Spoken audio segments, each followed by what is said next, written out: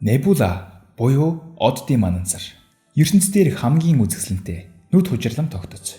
Хэрвээ та уудам орчлонгийн хаа нэгтээ эдгээр мананцруудыг харвал тэр хавийг гэрэлтүүлж байсан од нэгэнт мөксөн байна. Бас удахгүй энэ мананцруудаас өөр нэгэн шинэ од төрөн мэндэлж түүний залгамж халааг авах болно гэдгийг ойлгож болно. Учир нь эдгээр мананцрууд бол мөксөн оддын үлдэгдэл бөгөөд мөн л эдгээр тоосонцруудаас өөр шинэ од төрөн гардаг. Угтаа бол бид бүгдээрээ оддын тоосонцор юм гэж хүндэт Карл Саган хэлсэн удаатай.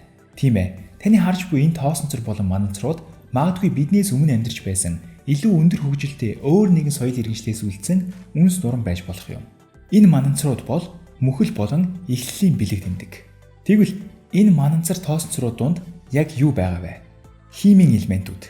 Дунд сургуулийн хичээлдээр залхахтлаа үздэг химийн үеийг системдэх элементүүд. Тэгвэл элемент гэж юу вэ? Химийн аргаар хувааж болохгүй хамгийн жижиг нэгжийг элемент гэдэг. Эрт дээр үед хүмүүс хүрээлэнбүү байгаль орчныг хүрж болохгүй бүхий л бодисыг яг юунаас бүрэлдсэнг нь олох гэж хичээгээд олсон хамгийн тохиромжтой хариулт нь гал, ус, агаар болон шороо хэмээх дөрвөн элемент байлаа. Энэ дөрвийн холилдоон дундаас бодисууд бүрэлддэг их гаргалгаа хийсэн байлаа.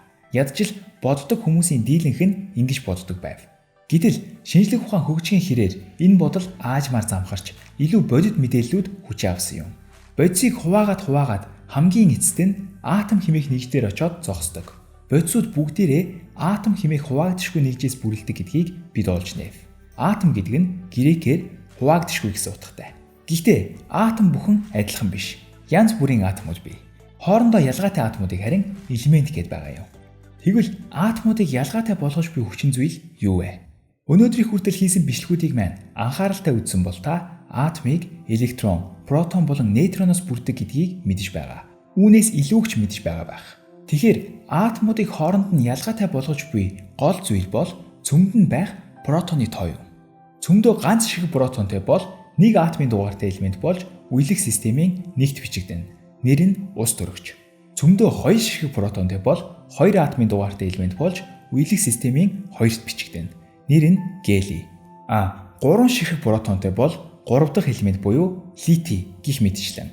Ингэж явсаар 118 элементийг буюу 118 янзын атомыг бид одоогийн байдлаар илрүүлсэн байгаа.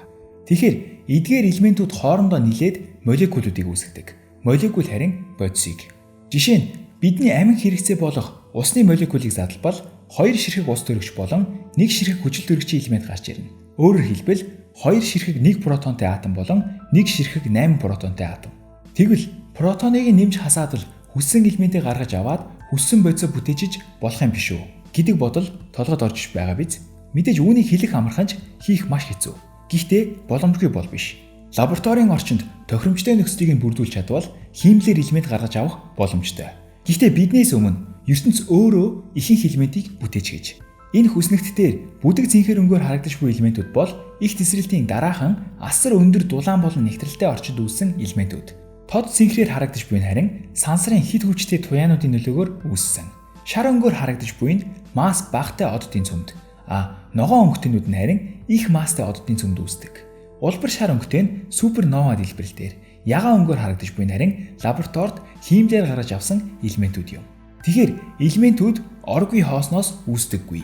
Атомууд хоорондын харилцан үйлчлэлийн нөлөөгөөр буюу цөмдөх протонууд нь нэмэгдэж хасагдсны үр дүнд үүсдэг байх нь. Харин энэ үйл явц ихэвчлэн оддын цөмд болон оддын мөхөл буюу супернова хэмээх дэлбэрэлтийн нөлөөнд өрнөдөг аж. Тэгвэл од хэрхэн мөхдөг юм бэ? Өмнөх бичлэгдээр бид оддын үүслийн талаар мөн хэрхэн аж төрдөг, хэрхэн өөрийн энерги үйлдвэрлэдэг талаар нь ярьсан. Одоо харин оддыг хэрхэн мөхдөг талаар нь ярьцгаая. Ерөнхийдөө 4 төрлийн оддын мөхөл бий. Мэдээж аль төрөлд хамаарах тухай гэдгийг нь тухайн одны масс буюу жин нь тодорхойлно. Масс ихтэй бол бага наслаж, масс багатай бол урт насалдаг.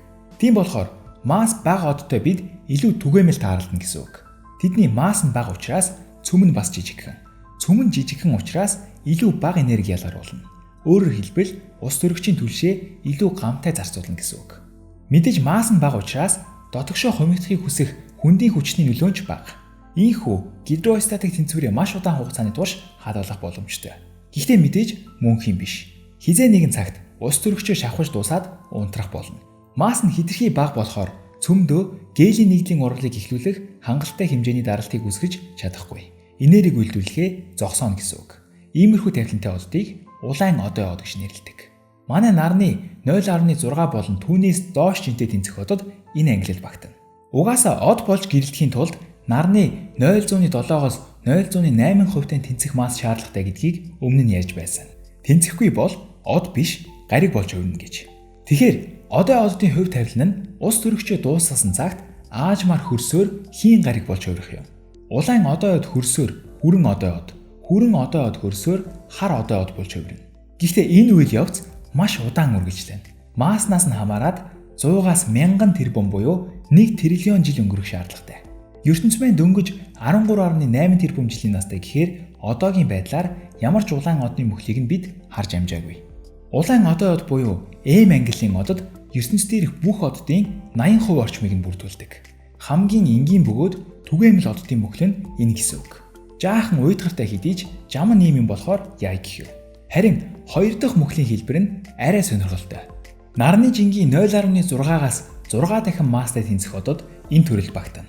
К ангиллын улбар одой, G ангиллын шар одой од буюу манай нар. Мөн A болон F ангиллын цагаан одод ус төрөгчийн түлшээ хэрэглэж дуусаад дотгошоо хумигдж эхлэхдээ дахин нэг удаа гэрэлтэх боломжийг атгадаг. Яаж вэ гэхээр ус төрөгчөө шатааж дуусаад дотгошоо хумигдах явцдаа массныхаа нөлөөгөөр цөмдөө хангалттай хэмжээний нягтрал болон даралтыг үүсгэдэг учраас тэр чинээгээрээ цөмийн дулаан нь нэмэгддэг.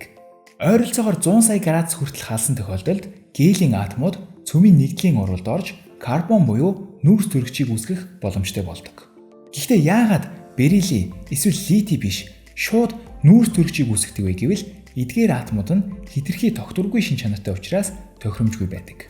Энэ нөхцөлд гурвалсан альфа процесс хэмээх урвал явагддаг бөгөөд гелийн атом болон берилийн изотопууд нийлээд карбон буюу нүүрс төрөгчийг үүсгэдэг. Гелийг түлш болгож шатаагаад нүүрс төрөгчийг ялгаруулж байна гэсэн үг. Ийхүү нүүрс төрөгч хэрхэн ертөнцийн хамгийн түгээмэл 3 дахь элемент болсон шалтгаан нь энэ юм. Амьдралыг нүүрс төрөгчгүйгээр төсөөлөх боломжгүй. Өнөөдөр органик бодисыг бүрдүүлж буй молекул бүхэнд нүүрс төрөгч байгаа. Өөрөөр хэлбэл амьдралыг тэтгэгч атом бол нүүрс төрөгч юм. Тэгэхээр нэгэнт нүүрс төрөгч гэдэг хүнд атомыг ялгаруулж эхэлсэн од маань тэр чинээгээрээ их энерги үйлдвэрлэж эхэлнэ.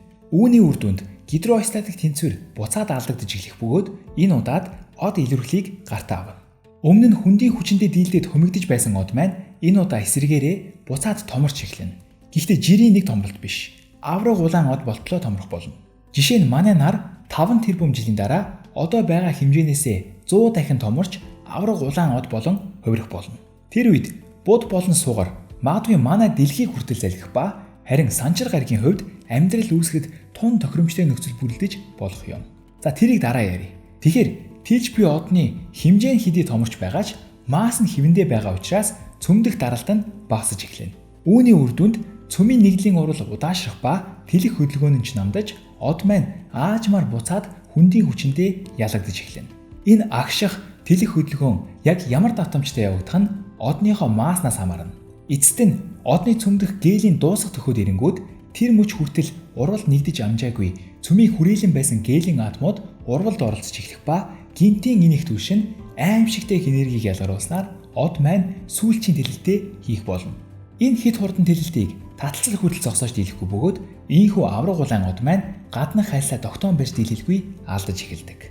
Сансрын уудам руу цацрах энэ хийм мананцрыг харин гариган мананцар гэж нэрлэнэ. Нар метийн G ангиллын шар одой од болон нарнаас арай жижиг К ангиллын улбар одой одод цөмдөх гелийг бүгдийг нь нүүрс төрөгч болгон хувиргаж дуусгаад гаднах хувцаа тайлж орхиод шалдан цөмтэйгөл үлддэг. Нүүрс төрөгчөө цааш нь нэгтгэхэд хэрэг болох хангалттай хэмжээний даралтыг үүсгэх масс эдгээр оддод байхгүй. Харин F болон E ангиллын цагаан одод нүүрс төрөгчөө хүчил төрөгч эсвэл неон болон хувиргах боломжтой. Гэхдээ масс нь их байх тусмаа богино насалдаг учраас тэдний авраг улаан од байх хугацаа нь илүү богинохон гэсэн үг. Тэгэхээр эдгээр оддын тавилан нэг иймэрхүү. Авраг улаан од болж тэлснийхээ дараа ихэнх гадаргууга тогтоон барьж чадалгүй алдаад ардаа нэгэнд энерги үйлдвэрлэхээ зогсоосон цөмөөл үлдээдэг. Жишээлбэл нар маань ойролцоогоор дэлхийдээ дүйцэх хэмжээний цөм үлдээнэ. Энэ нүцгэн цөмний бие нь хэдий жижигч бэлчээр нь чамлахааргүй том. Нектар нь маш их учраас нэлийн хүнд жинтэй гэсэн үг. Цагтаа од болон гэрэлтэж явсан юм болохоор түүнээсээ өвлөн авсан энерги бий. Гадаргуунш бас нэлээд халуун болохоор тэрүүхэн тэндээ нүд хужирлан цагаан туяа цацруулна. Гэхдээ дулаан нь аажмаар хөрч гэрэл нь удаанаар унтрахаас өөр тавилан тэдэнд байхгүй. Мэдээж энэ хөрөлт буюу унтралт маш удаан үргэлжлэнэ. Иймэрхүү тогтцыг бид цагаан одоо од гэж нэрлэдэг. Нэгэнт энерги үйлдвэрлэх чадамжгүй болсон цөмийн хувьд түүнд хүндийн хүчийг, дотгошоо хомигдох хүчийг эсэргүүцэх чадал байхгүй. Гэхдээ түүнийг нэг хязгаарт зогсоож дөнгөнө. Цөмийг бүрдүүлэх атомууд хоорондоо шахагдаад эхлэхээрээ электрон даралт хэмээх хүчийг үүсгэдэг. Атомын цөмийг тойроод электрон байдаг гэдгийг бид мэднэ. Нэг төрлийн плазма хайлс мэт. Электронууд сөрөг цэнэгтэй учраас өөр бусад атомын электронуудыг өөрөөсөө түлхдэг. Өөрөөр хэлбэл атомуудыг нэг нэгнтэйгээ наалдах эсвэл холилдохоос сэргийлдэг гэсэн үг. Тийм учраас цагаан одоод хомигдаад нэг хязгаарт тулна. Үүнээс цаашаа хомигдохыг нь квант механик зөвшөөрөхгүй. Гэхдээ энд атомын асар өндөр нэгтрэлийн тухай ярьж байна. Бараг завсар зайгүй шахагдсан нүүрс төрөгчийн атомууд. Танаас асууя. Нүүрсийг маш өндөр даралтаар шахаад байвал юу үүсэх вэ? Алмаз. Маш ховор үнэт чулуу болох алмаз нь байгаль дээр хамгийн хатуу бат бөх бодис юм. Тэгэхээр хэрвээ цагаан одоод хөрч хатуурвал алмазын гариг болно гэсэн үг. Харин энэ үйл явц маш удаан үргэлжлэх учраас одоогийн байдлаар хөрч хатуурсан цагаан од байхгүй. Тэд энерги үйлдвэрлэдэггүй. Гэхдээ өмнөх одноос хадгалж үлдсэн энерги аажмаар цацрасаар байдаг учраас гэрэл ялгаруулдаг. Энэ гэрлээрээ хуучин одноос үлдсэн хим анцруудыг гэрэлтүүлж байдаг ч цацрагалтынхаа нөлөөгөөр энэ хим анцруудыг өөрөөсөө холдуулсаар байдаг. Ийхүү аажмаар унтарсаар байгаа цагаан одоо одны хувь тавилан нь хэдэн 10 тэрбум жилийн дараа бүх гэрлээ цацруулж дуусаад хөрч хатуураад алмазын гариг болж хувирах юм. Мэдээж од ингээд хөрчихлөө. Тэгээд тэлчихлээгээд шууд тэгээд тэлчихнэ гэж байхгүй. Хэдэн 100 сая тэрбум жилүүдийн үйл явцын тухай ярьж байгаа гэдгийг минь битгий мартаарай. Тэгэхээр ертөнцийн дээрх 2 дахь түгээмэл оддын мөхөл энэ байлаа. Тэгвэл нарнаас маань 10 дахин том бие ангиллын одод эсвэл 100 дахин том өв ангиллын аврах том одод хэрхэн мөхдөг вэ? Юуны өмнө эдгээр одод маш ховор гэдгийг сануулъя. Жишээ нь өв ангиллын одод ертөнцийн дээрх оддын ердөө тэг 10,000-ны 1% л эзэлдэг. Гэхдээ зүгээр хар ухаанаар бодоход Тэнгэрийн цаац буюу манай галактикт 400 тэрбум од байдаг гэвэл өв ангиллын одноос 4 сая ширхэг байгаа гэсэн үг. Тэгэхээр бас тийм ч ховор биш байх нь. Иймэрхүү том маастай одод илүү богино настай учраас тэдний мөхлийг нь харах эсвэл үлдгэлийг нь харах боломж арай өндөр. Тэдний мөхөл өмнөх хідээсээ илүү сонирхолтой. Яадаг вэ гэхээр тэд асар их маастай учраас энергийг ёстой үйлдвэрлэж өгнө. Цөм нь илүү том, бас илүү их даралттай учраас илүү хурдан урвал явуулна. Маш хурдан хугацаанд ус төрөгчөө нэгтгэж дуусгаад гелийг нэгтгэж эхлэнэ. Гелийг нэгтгэж дуусгаад нүүрс төрөгч, нүүрс төрөгчөө дуусгаад хүчил төрөгч, дараа нь неон, дараа нь магний гэх мэтчлэн зогсгоо мэдэхгүй цөмийн нэгдлийг явуулна. Иймэрхүү урвалыг явуулах нь тэдэн шиг том оддын хувьд ядаад байх зүйл биш. Асар их маасныхаа тусламжтайгаар цөм нь үргэлж халуун бөгөөд нектар ихтэй байдаг. Илүү хүнд атомыг үүсгэж байгаа учраас илүү их энерги ялгаруулна. Ёстой галзуурч өгнө. Мөн түнчлэн цөмдөх атомудаа нэгтгэж дуусгаад дараагийн атомыг нэгтгэх явцдаа өмнөх атомудаа гадагшаа түлхсээр янз бүрийн элементийн давхаргуудыг үүсгэж байдаг. Цөмдөн цахиур, дээрээс нь магний, дээрээс нь хүчил төрөгч, неон, нүүрс төрөгч, тэгээд гели. Хамгийн гадна талд нь анх эхэлсэн ус төрөгчийн давхарга байх жишээ нь. Нэг төрлийн сонгоны хайлс мэт тогтцыг бүрдүүлж байдаг. Гэхдээ энэ урвал хэр удаан үргэлжлэх вэ? Түүний хувь тавиланг шийдэх нэгэн атом гарч ирэх хүртэл. ертөнцийн дээрх хамгийн тогтвортой атом болох төмрийн элементийг үүсгэх хүртэл үргэлжлэнэ. Тийм ээ. Төмрийн атом маш тогтвортой бүтэц шинж чанартай учраас түүнийг хооронд нь нэгтгэх маш хэцүү. Гагцхүү гаднаас асар их хэмжээний энерги үйлчилсэн цагт л боломжтой. Харин оддын цөм энэ хэмжээг хангаж чаддаггүй. Тийм болохоор жам ёсороо цөмийн нэгдлийн урвал зогсно гэсэн үг. Гэхдээ шууд биш. Сая дээр ярьсан сонгоны хайлс мэт давхаргуудыг үүсгэсэн элементүүд нэмэлт түлш болж цөмийн нэгдлийн урвалыг үүсгэсээр энерги үйлдвэрлэсээр одны хэмжээг томрохсоор байх болно. Тэгвэл одны цөм тэр чигээрээ төмөр болон хувирах үед юу болох вэ? Түлш нь дууссан учраас үүнээс цаашаа цөмийн нэгдлийн урвал явуулж чадахгүй болно. Нэгэнт энерги үйлдвэрлэхээ зогсоосон одны цөм нь хүндийн хүчинтэй дийлдээд хумигдж эхлэнэ. Гэхдээ түүний масс нь цагаан одыг бодвол илүү том, бас Чандрасекарын хязгаар хэмээх чухал хэмжээг давсан учраас энэ хумигдалтыг электрон даралтч зогсоож дийлэхгүй. Улам дотгошоогоо хумигдана гэсэн үг. Атомуудыг тусгаарлаж байсан электрон хан нь итгэмээргүй их даралтын нөлөөнд тесэлгүй атомын цөмтэйгөө наалдах болно. Протон нэмэх цэнэгтэй, харин электрон хасах зэнэгтэй. Нийлээд саармаг буюу нейтрон болно гэсэн үг. Нейтрон болно гэсэн үг. Нөгөө төмрийн атомудаас юу ч үлдэхгүй. Зөвхөн нейтроноос бүрдсэн цөм үүснэ. Ийхүү нейтрон даралт хэмээх хүчийг үүсгээд хүндийн хүчийг эсэргүүцэж хумигдлтыг зогсоох чадaltaй болдог. Энэ өвөрмөц тогтцыг бид нейтрон од гэж нэрлэдэг. Гэхдээ одны цөм нь нейтрон од болж хувирах явц нь нүд ирэмхийн зур болж өнгөрдөг. Одны масс нь маш их учраас хүндийн хүчний нөлөөндөө автаад итгэмээргүй хурдтай хумигдана. Цагт 100 мянган км-ээс илүү хурдтай хумигдана. Энэ гинтийн хумигдалд асар хүчтэй таталцлын шок долгионыг үүсгэхэд нөлөөлдөг. Ийм хурдтай хумигдлтын явцад атомуудын хоорондох харилцан үйлчилж бас маш ихээр нэмэгдэнэ гэсэн үг. Хэдий чинээ харилцан үйлчил явагдаж байна, төдий чинээ энерги ялгарна. Ялгарсан энэ их энерги одны гадаргуу хэсгийг нь маш хүчтэй дэлбэрэлтээр сансрын удам руу цацчихдаг. Үүнийг харин супернова гэж нэрлэдэг. ертөнцийн дээр хамгийн үзэсгэлэнтэй, хамгийн өвөрмөц үзэгдэл. Энэ дэлбэрэлтээс үүсэх энерги маш өндөр учраас одны гадаргууг бүрдүүлэх бусад хөнгөн элементүүдийг хооронд нь мөргөлдүүлж, нийлүүлж бас нэгтгэж амждаг. Төмрөөс хүнд элементүүд хэрхэн үүссэн шалтгаан нь энэ юм. Тэгэхээр нэгэнт бүх гадаргуугаа суперновагаас засаад хайчихсан одны цөм маань хумигцаар нейтрон од болон хувирдаг байх нь. Нейтрон од нь цагаан одыг бодвол хамаагүй илүү нектарал дулаан бас масс ихтэй. Нэг халбаг нейтрон од гэхтэл 1 тэрбум тонн буюу Эверест уултай тэнцэх хүнд байх жишээний. Мөн түнчлэн нейтрон одод асар хурдтай хумигдлтаас олж авсан ирчээ хадгалаад тэнхлэгээрээ маш хурдтай эргэж байдаг. Үүний үр дүнд 2 соронзон туйлаараа X туяаг цацруулдаг. Хэрвээ зарим нейтрон оддын соронзон туйл нь бидэн лүү чиглэсэн байвал яг л лугшиж буй мэд хэлбэлцэлтэй радио долгион илгээж байдаг учраас иймэрхүү нейтрон оддыг англиар лугшигч буюу пульсар гэж нэрлэдэг. Тэгвэл ертөнцийн дээр хамгийн нектарал ихтэй бодис нейтрон одд юм уу? Оддын мөхлийн эцсийн зогсоол энэ юм уу? Замын төгсгөл энэ гэж үү? Гэвэл үгүй. Замын төгсгөл биднийг маш харанхуй нэг зүйл хүлээж байгаа. Хэрвээ альва од манай нарнаас 25 дахин болон түүнээс дээш масстай байвал түүний мөхөл нейтрон од дээр зогсохгүй. Асар их масс болон хүндийн хүчнийхэн нөлөөгөөр үүссэн хумигдах явцыг электрон даралтч зогсоож чадахгүй, нейтрон даралтч зогсоож дийлэхгүй. Цөмдөх нектарлал нь төгсгөлгүй мэд хумигцаар байх болно. Хумигдахдаа бүх зүйлсийг гэрлийг хүртэл хамаад алга болно. Тийм ээ. Энэ бол хар нүх.